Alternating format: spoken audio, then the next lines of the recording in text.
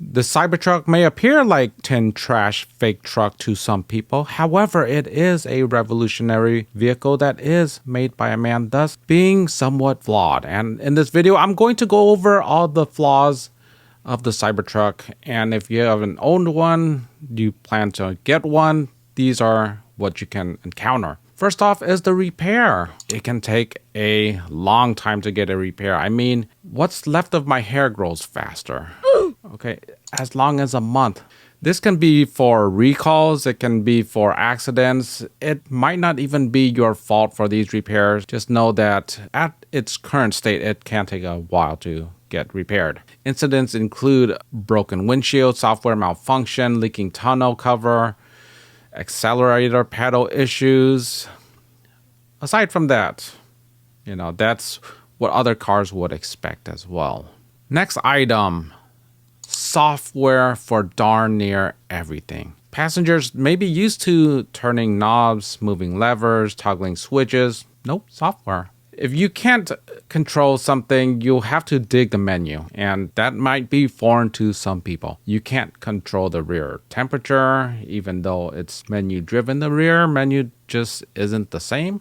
The menu is robust, so quick access may not be so quick. I took the Cybertruck to a car wash, and while I got it working, there was a bit of confusion. You have to go into the menu and set the car wash mode, and there's an option to fold the mirrors. Sounds great. And so I performed all of those tasks. However, I still wasn't able to get the car rolling, and you can't just sit there looking all confused, looking as if you're a pompous Cybertruck owner that doesn't know how to operate the vehicle. Bruh. So my quick thinking, I just hit the neutral button on the top panel, right up above. And that got me going.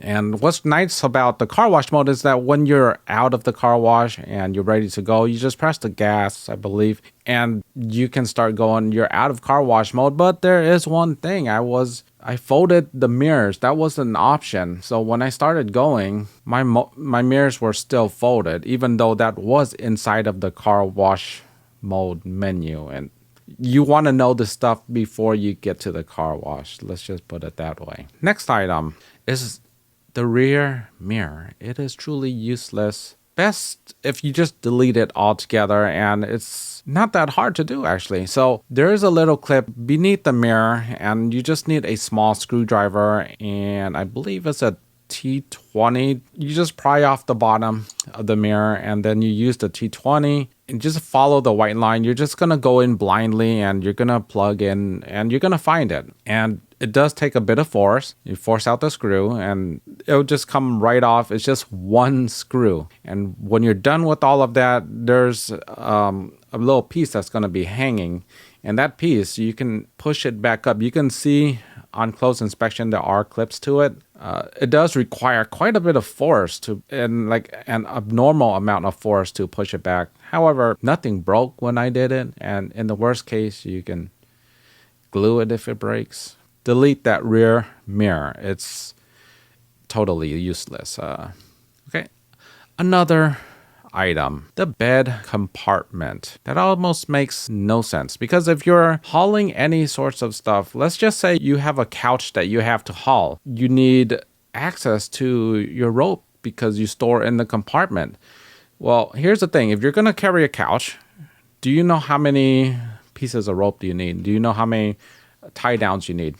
No. So you're going to pull it all out first, and that just makes no sense, because you have to pull it out first, because once you have the couch on top, you can't open that compartment, right? Having it for drinks, okay, that can make sense because you're not planning to carry anything.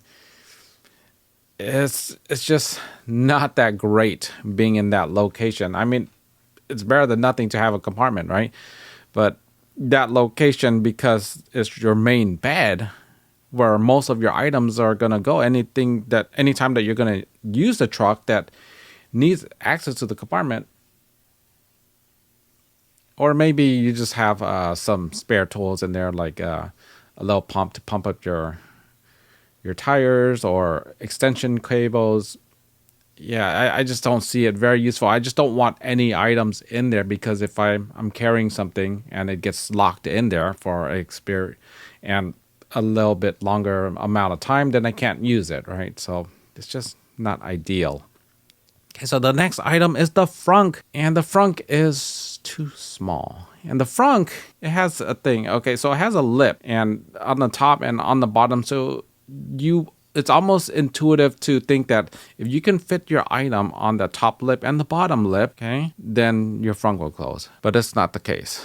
Okay, so if you have a rectangular item and it fits within the boundaries of the frunk, it doesn't mean that your frunk is gonna be able to close. It has to be around it, and it's hard to gauge. You don't really know what you can fit in there, so it's best to keep a good bit away from the top line and the bottom line. So that reduces your capacity a whole lot, and because you can't really gauge how much you can fit in there, that it's small. Okay, it's small. Next up are flat surfaces. They are slippery. So if you've ever used the Cybertruck, you'll notice that the rear bumper is flat. I mean, there's no ridges or anything. It's completely flat, and it almost looks like it bevels downwards towards the truck and traps rain. I'm not completely sure about that. I just drive too much to notice if rain can puddle up there, but it is extremely flat. So when it's wet or when your shoes are wet, you stand on that surface, it's slippery. And I wish that it had edges or bevels. I might have to put some safety walking tape, whatever those high friction tapes are called. And yeah, you can slip. Okay. Next item, sharp edges, sharper than my wife's tongue. This thing does not discriminate. If you ever get your finger caught, rest in peace. If you open the door and hit another car, rest in peace, other car. Walk too close to the front, RIP your jacket. RIP your sweater. RIP your arms. Yes, the edges are sharp, so just be careful. Next is the charging. It might take a little longer. The battery is considerably larger than other Teslas, and even with 250 watt charging, I haven't seen that happen. In theory, a 121 watt hour battery should charge to be full in half an hour, but it seldom charges at the full rate, even with a preconditioned battery. The actual time is variable, so if you're really low, it may take only a little bit longer than if you're only slightly depleted. It slows down when you're closer to full.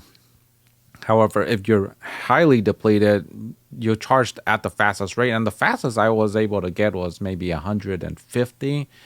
I've never got 250. Just know that it is a larger battery. It is a higher capacity battery, and it just requires more. So just think of it as trying to feed a heavier person. It takes more food, sometimes a whole lot more food, like trying to feed my mother-in-law. Wow. Okay, so next item, severe weather, too cold, too hot affects your battery. Too hot means that it's gonna spend energy to shed the heat. If it's too cold, then you have less energy to use. That is just how batteries work. Priority of full self-driving. This is a Cybertruck. It is a fringe vehicle in the Tesla fleet. Okay, the Model Y is going to be the most popular, so they're going to get the updates first. The Model X is next, and then the Cybertruck. So you're going to get last priority, and the Cybertruck easily needs it the most. It is the largest, widest, longest. It is a big Tesla. It is not easy to maneuver this vehicle. It needs full self-driving. You're last on the priority. However, 12 does work good. Next item. Full self-driving could use improvement. When making a left turn and the left lane has a physical divider, your chances of nicking or dodging the divider is 50%. When turning right into an entrance lot that is a really tight turn, maybe it's a small entrance, your chances of failed turn is nearly 100%. It's really high. As long as it's like a sharp right turn, it's just not gonna make it. I mean, bigger trucks won't make it either. So you just have to plan on overriding those scenarios because you're gonna get stuck in a turn and it's gonna be super awkward. Next up, the navigation system. Don't you love it when autofill finds the first location that is located 357 miles away? Bruh. The search results are a bit suspect. There is no rhyme or rhythm. Sometimes it works great. Sometimes it suggests you to drive to Alaska. Next up is self-parking. And it's often not human-like. It's a bit slow. And sometimes it's too close to one side or close to the other. Often it goes in crooked. In many cases it does the job. However, it's never close enough to the supercharger. And for the vast amount of times that you use it, you get close, but you'll have to finish yourself. Next item. It is always connected to the internet. Even without premium connection, in theory, a remote kill switch is possible. A remote drive me to jail for not paying my taxes is possible. Bruh.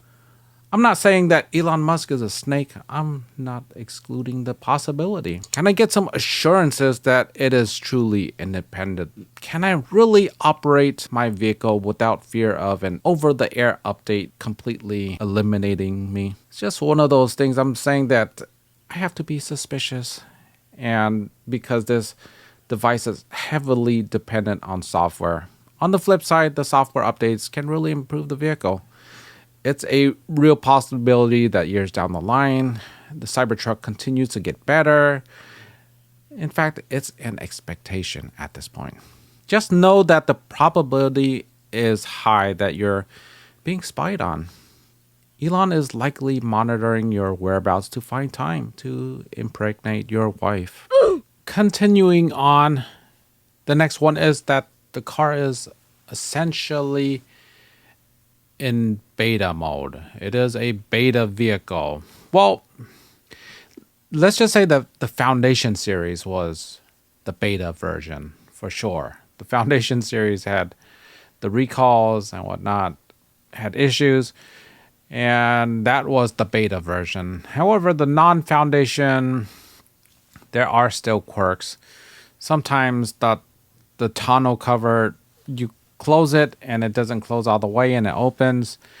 The frunk definitely does not close 100% of the time. It closes most of the time, but sometimes it closes and then it decides that, nah, it'll just stay open, and it opens itself again and you have to try it again and it'll work. So the car isn't fully polished. The car is, let's just say it's a release candidate. It's not the stable release. Next item is Elon's engineering. You may not be a fan of it, just like you're not a fan of Steve Jobs. However, keep in mind that he has a minimalistic approach. Only add what is necessary. And first principle means that you're starting from the ground up. No assumptions. Build from scratch. That type of philosophy. So in that terms, I think it's a great way of engineering. However, you may not feel well that he breaks convention, and there's a lot of broken convention with the Cybertruck. And because of that, you may not be a fan of it, and it may be considered a flaw. But aside from that, if you absolutely love to tinker, then this might not be for you. Just remember, the original concept did not have side mirrors. It didn't have a rear view mirror, and it had handles. Actual handles, and that was changed and polished even further. So it's not like a hard roll, but it is fairly firm, and that's just how Elon's engineering goes. Okay, so that's neither here or there. I think it's mostly good. Anyhow, moving on to the next one are the all-around costs. If you get a broken front mirror, it will cost you $2,000. The tonneau cover is thousands of dollars in value. I don't know how much it would cost to repair. The front windshield wiper, the gigantic wiper. Can you fix cái này cho nó chạy được không? Cái này cho nó chạy rồi đây. Oh, thank you.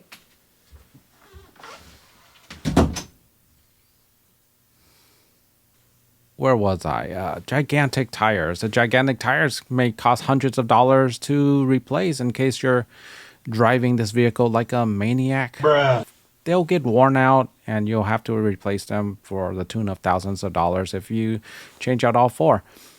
So the price of these parts makes this truck somewhat unintuitive because you don't want to baby this thing. You don't want to baby the Cybertruck because it's a truck. It's counterintuitive to baby a truck. It's like you trying to baby your teenage son or daughter who constantly tries to funnel every single penny out of you and giving you free laundry to do. Yeah, you really can't baby this machine. And the overall cost, this is an $80,000 vehicle. That's a lot of money. And full self-driving, it's not even included. However, it's a absolute must-have. They're going to give you a trial. You're going to try it. And it's going to be like a smartphone. You won't be able to escape because it is darn good. Even version 12.5, whatever the version I have right now, the very first version that was on the truck, it's darn good as it is right now. And you find that maybe you're like me. You use it 99% of the time. It is hassle-free.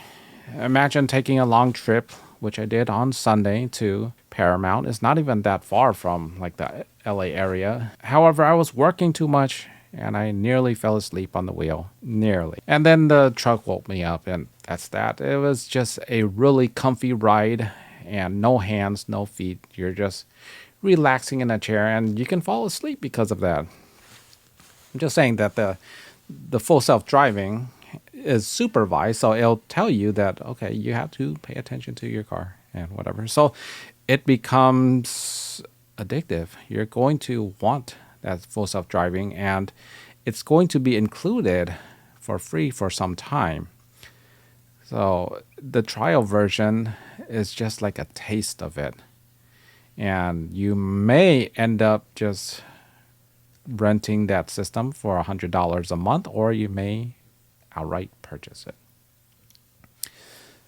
I think that is it for the flaws. That's all I have for this video. Do you guys have any other flaws that I may have forgotten? Oh yeah, the front pillar. So I remember that front pillar being a flaw for some people. I don't see it as a flaw for myself. I see just fine. And you just get used to it. The whole vision of the car and the way it's done, the way you look at the left turn signal, right turn signal, the rear view mirror, you just got to get used to it. You just accept the system that was made and it'll make life a whole lot easier because everything is on screen. It is all located in one central location. You don't have to go looking around and turning your head because that's your natural inclination is just to turn around, look around and look at your surroundings. But you can do that right on the screen. It takes a bit of practice, but you'll get used to it. Anyhow, that's all I got. Thank you so much for watching. Be sure to like, subscribe, share. See you in the next one. Take care.